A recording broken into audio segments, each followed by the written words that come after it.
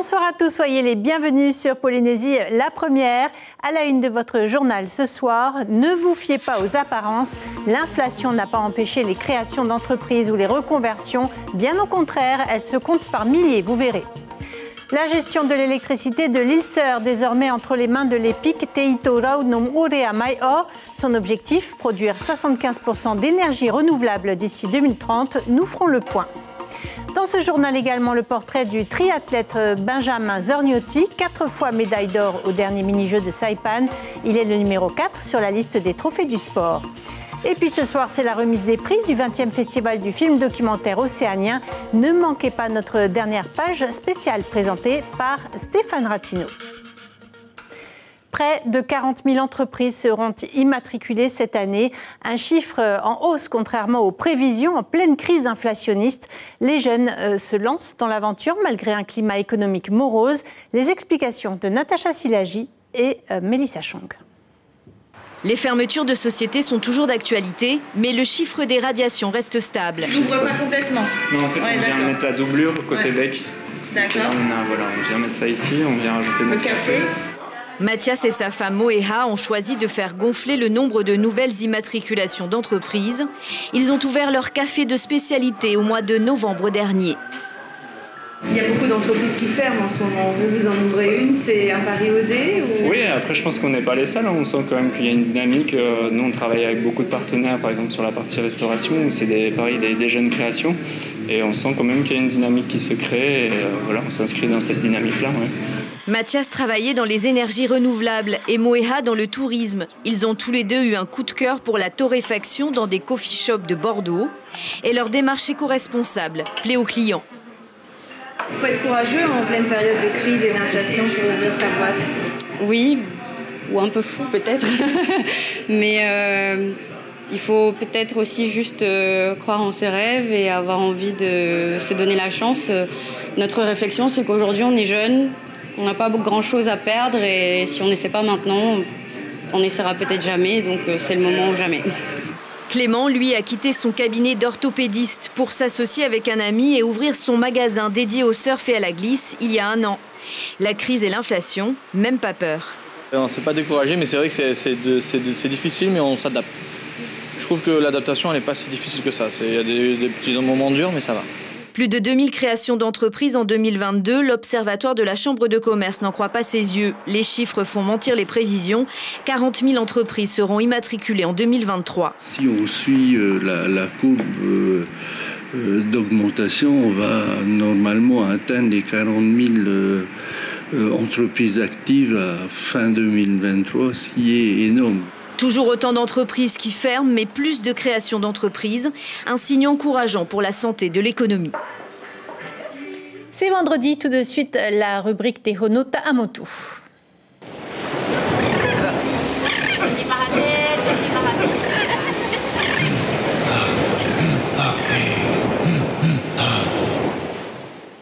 Depuis le 1er janvier, l'EPIC Te Ito Rau Nom Orea Mai O a repris l'activité de production et de transport d'électricité à Moorea. Ce matin, en présence du maire, ce nouvel établissement public a signé une convention de prêt avec l'Agence française de développement pour un montant de 596 millions de francs. Son objectif, électrifier Mai O et atteindre que 75% d'énergie renouvelable d'ici 2030 à Moorea. On voit cela avec Caroline Fary et Heidi Enko.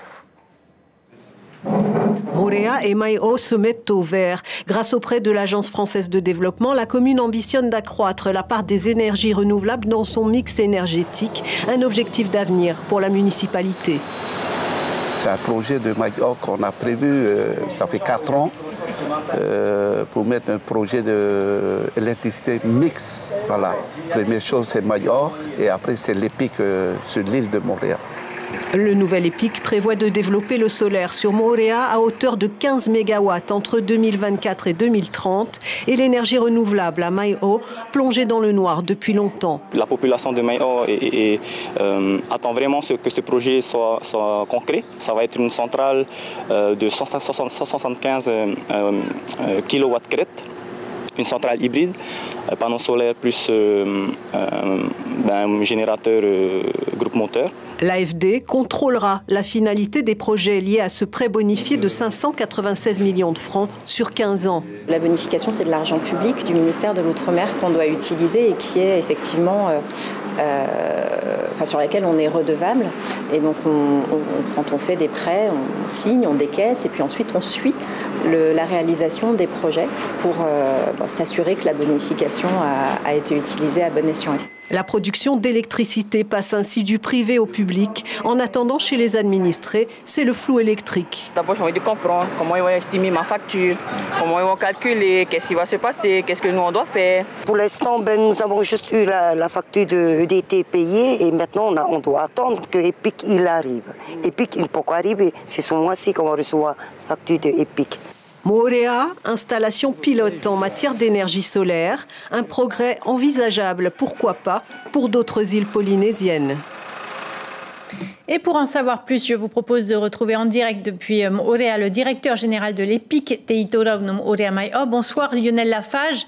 On a entendu des consommateurs inquiets dans le reportage. Expliquez-nous en termes de facturation comment ça va se passer. Est-ce que les prix de l'électricité vont augmenter à Moorea ?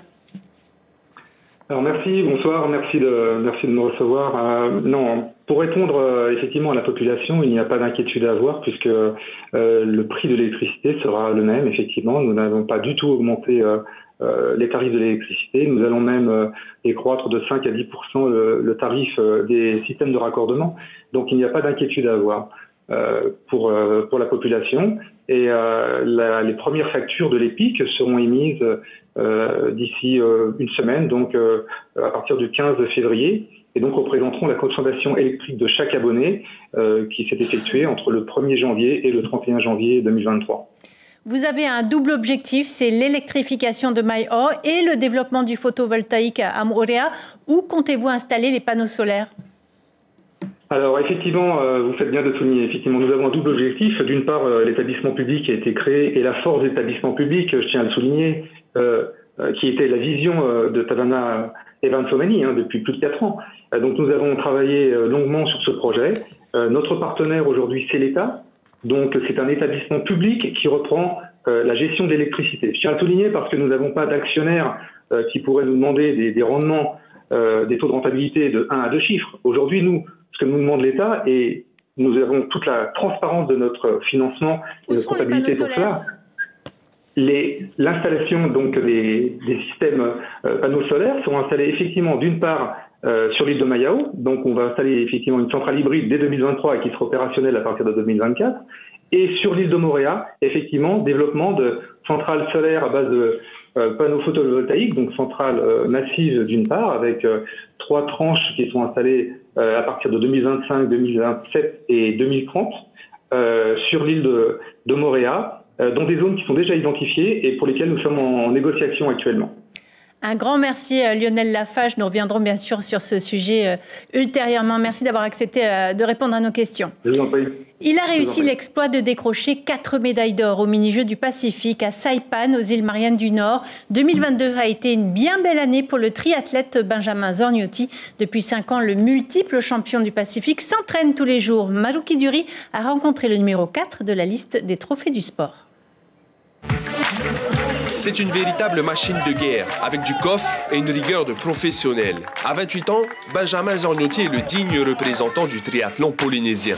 Les 3 sports que comporte sa discipline lui demandent beaucoup d'entraînement et de travail technique. Mais le jeune homme est avant tout un passionné. Le triathlon, il le pratique depuis qu'il a 6 ans. On est sur un sport qui prend du temps, mais en même temps, voilà, on est dans l'eau. On va faire du vélo et puis on court, donc on est vraiment tout le temps sur du changement et moi c'est ce que j'aime, c'est ne pas faire tout le temps le même sport et pouvoir changer un peu parce qu'on retrouve des choses différentes dans chaque sport et mis ensemble ça fait vraiment quelque chose de beau et moi c'est ce qui me plaît dans ce sport-là. 2022 a été l'année pacifique pour Benjamin. Au mini-jeu de Saipan, le triathlète a été médaillé d'or à 4 reprises, en triathlon et en aquathlon, loin devant, et aux 5000 mètres et au semi-marathon, une performance stratosphérique Pour la réaliser, le Tahitien a dû aller au bout de lui-même. Je me suis dit, quitte à faire un déplacement qui était très long, le déplacement pour les mini-jeux était vraiment très long. Je me suis dit, tant qu'à faire, on va aller pour y faire le 5000 et le semi-marathon. Pour, dans l'idée, tester, voir ce que ça donnait pour les Jeux du Pacifique en 2023. Est-ce que j'étais capable d'enchaîner comme ça? Depuis le début de l'année, Benjamin Zorniotti perfectionne ses gammes, en natation notamment, ce qui lui permet de débuter fort lors des triathlons. Il met toutes les chances de son côté pour réaliser la meilleure année de sa carrière.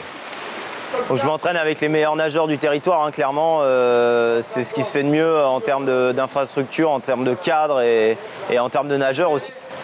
Pour les prochains Jeux du Pacifique, Benjamin vise 7 médailles d'or, l'épilogue d'une saison qui débute ce mois-ci. Dans un instant, le journal du FIFO, puis la soirée de remise des prix en direct de la Maison de la Culture. Passez une excellente soirée sur nos antennes et à demain.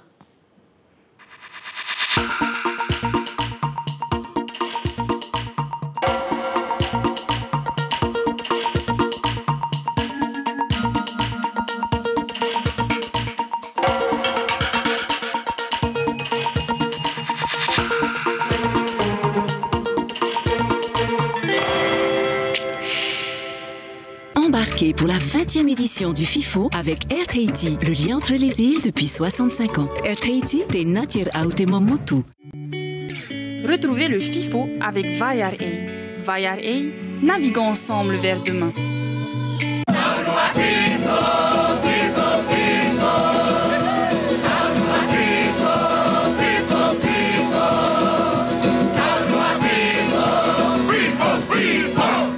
Bonsoir le FIFO et ses portraits. Ce soir, une jolie histoire aux Nouvelles Hébrides. Le père Audet est missionnaire. Il vient annoncer les évangiles. Il le fait et en même temps, il devient un propagateur de la culture locale du Vanuatu. Notre reportage, comme tous les soirs, sans aucune voix de journaliste pour commencer.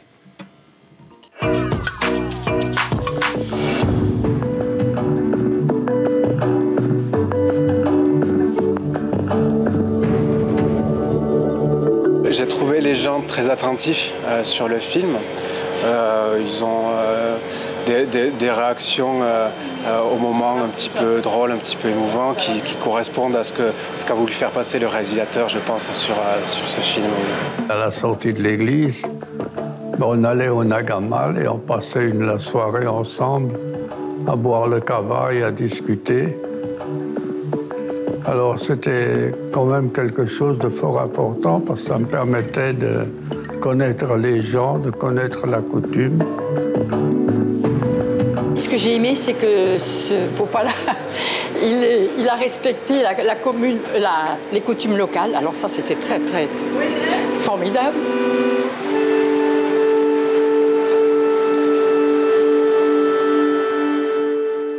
Les blessures d'histoire, les cicatrices du temps présent et les combats et les cris, les discriminations, un objet toujours présent dans la société contemporaine, avec un retour aujourd'hui dans l'histoire de l'Australie concernant les peuples indigènes, avec un documentaire Blaise qui parle de ces réalités, des combats à venir et du combat présent, aussi bien pour les peuples indigènes que pour l'ensemble des catégories qui portent en elles une différence. Reportage avec les images signées par Hubert Liao. Ce sont des archives oubliées d'un grand-père cinéaste. Et d'un coup, et les yeux et le cœur s'ouvrent sur le miroir de la société australienne d'hier. Le papy est aborigène. Ces films parlent de cette condition d'homme, écarté, discriminé, pestiféré. Why have taken the white Australians just on 200 years to recognize us as a race of people? Plus j'en apprends, plus je me rends compte que c'est pire en fait, et que même si ça s'améliore, moi ce qui m'a choqué le plus c'est quand il a dit qu'encore aujourd'hui il allait avoir un référendum pour s'assurer des droits des indigènes. Ça fait écho pour les Polynésiens, pour tous les peuples autochtones, pour les Maoris, pour les Australiens, même pour les Américains autochtones. Le FIFO scrute au plus près tous les types de discrimination, car derrière la relative tranquillité des apparences, les exclusions feutrées se saisissent bien souvent des différences. Si la lutte pour les droits des personnes homosexuelles traverse encore certains pays, le droit au bonheur individuel sans jugement ni algarade n'est pas forcément acquis, malgré le cadre juridique. Même si dans la société on a l'impression que ces questions-là ont évolué, que la population accepte ces communautés qui sont diverses et qui existent au Fénois, mais ça fait toujours débat. J'ai toujours des personnes qui viennent chercher du soutien à l'association. Faire connaître, interpeller les opinions publiques pour faire évoluer, échanger, Blaise a contribué au débat. C'est aussi cela la force de la création artistique, émouvoir et agir. Effectivement, les choses changent de manière plutôt positive pour le peuple aborigène et c'est heureux. Il va y avoir un référendum pour donner aux aborigènes une place dans notre constitution. This is a community knowledgeable of their past. It was a complete surprise for them to learn that their triumphant strike in 1946 was actively supported by Aboriginal people on the other side of the country. I'm sure my grandfather would be happy that the film finally made it to them. Un film australien en compétition, Le secret des délibérations, c'est sacré au FIFO. On va retrouver la présidente du jury pour cette 20e édition, Marie-Hélène William. Bonsoir, merci d'être avec nous depuis la Maison de la Culture. Alors, comment peut-on qualifier le cru pour cette 20e édition? Un petit cru goulayant, sympathique, avec beaucoup de questions sociétales, notamment. Alors, bonsoir à tous les téléspectateurs. En effet, la soirée se prépare après 4 jours très intenses de visionnage et de délibération avec les jurys. Voilà, on est prêt à annoncer les résultats et voilà, c'est une grande soirée pour tout le monde, je crois. Que peut-on dire? Est-ce que le film documentaire, c'est sinon, reposez votre question. Oui, je disais, le film documentaire, c'est un élément dont la société peut se saisir pour faire avancer des causes. On vient de le voir avec notre reportage là. Oui. Tu parles des codes sociétaux? Exactement, oui, comme un témoignage pour donner débat parmi les citoyens. Oui, alors pour cette édition, la grande richesse et la grande difficulté pour nous de choisir, c'est qu'on a un grand panel de sujets sociétaux, environnementaux, de mémoire, devoirs de mémoire, des films inspirants aussi pour la jeunesse ou profondément ancrés dans la culture. Et donc voilà, pour nous, ça a été toute la difficulté de trouver en fait des critères qui pouvaient réunir un certain nombre de films, tous les films que l'on avait vus, pour justement trouver un gagnant, trouver un palmarès. Et voilà, je ne peux pas en dire plus pour l'instant. Présidente, on va le voir tout à l'heure en direct sur notre antenne. Est-ce que vous avez pris du plaisir et surtout, est-ce qu'il y a une nouvelle génération de réalisateurs qui pointent son nez dans cet univers de création, de créativité? Alors, pour la première question, oui, on a pris énormément de plaisir. Et là, je parle au nom de tous les membres du jury qui ont vraiment insisté sur le fait d'avoir eu déjà un très beau travail de présélection, de nous avoir offert une très belle sélection et on a pris du plaisir autant à visionner, bien que ça soit intense. On avait 4h30, 5 heures de visionnage tous les jours et on a eu des échanges et des débats très très riches. Et je dirais que étant tous du bassin océanien et étant tous dans la profession cinématographique, on est allé vite et donc on est allé loin aussi. Nos discussions allaient, bien qu'on ait chacun nos avis, on était quand même sur la même longueur d'onde et les échanges ont été très riches avec les apports de chacun. Maintenant, en s'agissant de la nouvelle génération de réalisateurs, là, je ne peux pas vraiment dire. Je sais qu'on a eu dans la sélection deux films qui étaient des premiers films.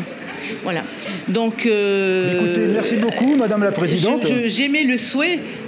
Merci beaucoup. On va vous retrouver tout à l'heure en direct, 19h30 et demain soir dans le journal. Merci pour ce premier éclairage et merci pour votre travail pour l'ensemble du monde cinématographique. Merci à tout le monde. Très belle soirée.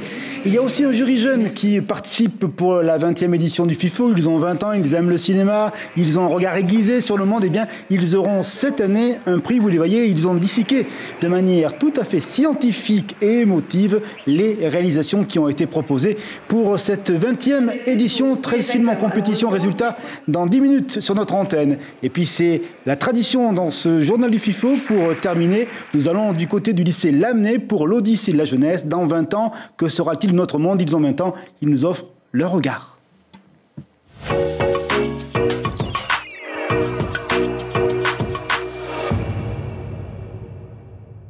Chevalier Marotea, je suis actuellement en BTS Commerce International au lycée Lamennais.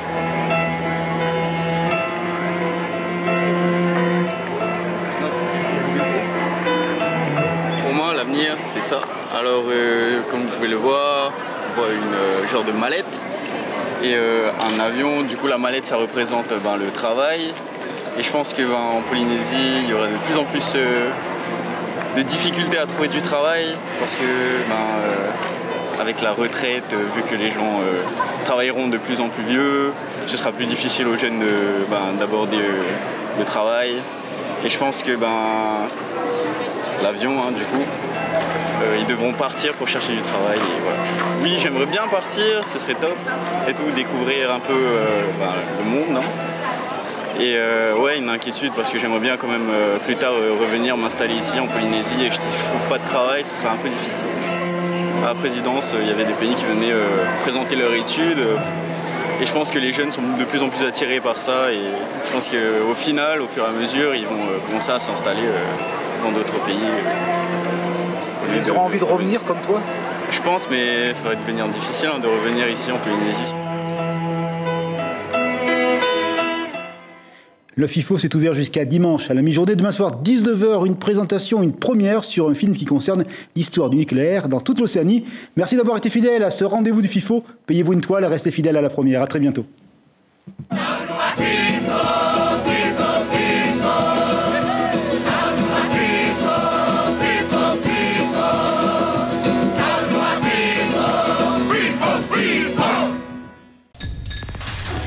L'information en continu sur Polynésie la première, Internet et réseaux sociaux.